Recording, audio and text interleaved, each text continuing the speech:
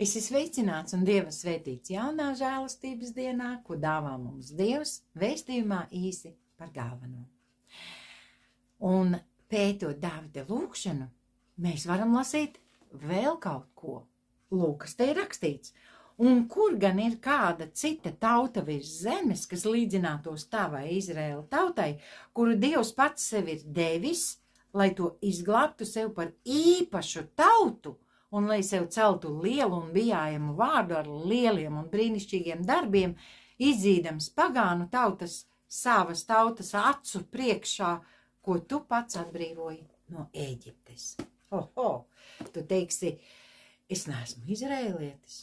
Nu, zini, es arī nē. Es arī neesmu izrēlietis, bet es piedaru Dievam caur Jēzu Kristu, un arī tu piederi Jēzum caur Jēzu Kristu, ja vien esi izvēlējies Jēzu par savu kungu un glābēju. Jā, mēs esam izredzēta tauta. Vecajā derībā tie bija tikai un vienīgi izrēlieši. Lai gan Dievs mīlēja un svētīja arī citu tautu ticīgos cilvēkus. Un šodien, jaunās derības laikā, ik viens, neatkarīgi no tautības, ir cienīgs un izredzēts būt par Dieva tautu un piederēt Dieva valstībai. Mēs esam Dieva valstības pilsoņi. Mums biežāk to vajag tikai atcerēties. Un Dievs saka, kur vēl ir kāda cita tāda tauta virs zemes, ko tu, Dievs, pats sev esi devis. Dievs ir sakārtojis visu tavā dzīvē tā, lai tu būtu piederīgs viņa tautai. Un Dāvids saka, lai to izglābtu sev par īpašu tautu. Mīļais, tu esi Dievam īpaša tauta, īpašas tautas pārstāvis. Vai mēs apzināmies to savā ikdienā, ka mēs esam īpaši? Jā, varbūt ne cilvēkiem, bet Dievam. Dievam mēs esam ļoti īpaši. Tik ļoti īpaši, ka viņš savu dēlu par mums nav žēlojis. Viņš patiesībā to nežēloja par ikvienu cilvēku uz zemes, tik ļoti Dievam svarīgs ir cilvēks. Un tas, ko es šeit ieraugu, ka Dievs mūsu ienaidniekus izdzen mums pa priekšu. Jā, mums ir vara un autoritāte, mēs paši to darām, mums tas ir jādara, jo Dievs ir teicis, ka ko tu izdarīsi ar saviem talantiem, kā tu izmantos to, ko Dievs tev dod. Un Dievs mums ir devis patiesībā ļoti daudz.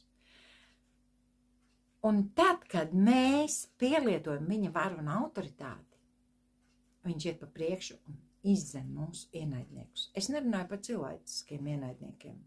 Mums garīgo ienaidnieku netrūkst. Mēs dzīvojam pasaulē, kura ir pilna ar mūsu ienaidniekiem, un tie ir garīgi ienaidnieki.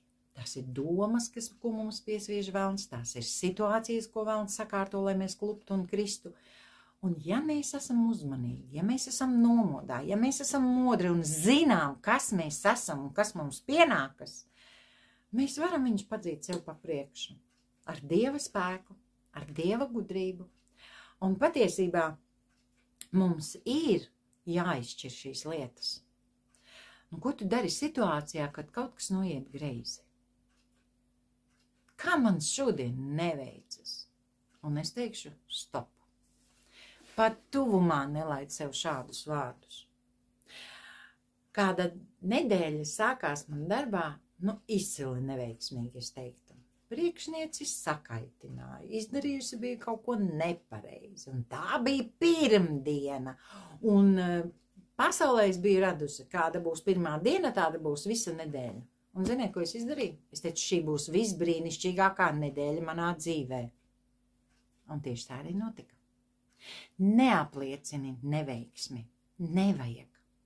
Dievs ir izdarījis visu, lai tu būtu sekmīgs, veiksmīgs, un tev viss izdotos. Nekad ar savu muti neapliecini neveiksmi. Apgriez to otrādi, jo Dieva vārda spēkā visi apstākļi mainās, un Sātans ir spiests bēgt. Jēkab vēstulē mēs lasām, stājies pretī melnam, un viņš no tevis bēgs.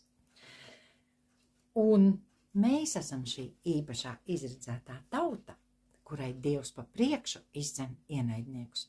Kad mēs ar Jēzus vārda autoritāti iestājamies savā dzīvē, Dievs nāk mums palīgā un izdara to, ko mēs esam viņam lūguši. Tāpēc būsim modri un sargāsim savu muti. Dāvids arī kādā no psalmiem saka, uzliec slēģus manai mutei, lai tā negrēkot pret tevi. Darīsim to. Mīļais debes Tēvs, es Tev pateicos, ka Tu esi mūs izredzējis par savu īpašo, svēto, brīnišķīgo tautu. Un, kungs, es Tev pateicos un lūdzu, Dievs, palīdzi mums ieraudzīt situācijās, kurās mums Sātans cenšas izlikt lamatas, ieraudzīt patiesību un apliecināt Tavu patiesību, ka mēs esam svētīti, ka mēs esam Tavējie un ka mūsu priekšā ir droša nākotne un mūsu gaidīšana mūs nevils. Un ja Sātans grib kaut ko pret mums iesākt, viņam nav spēka.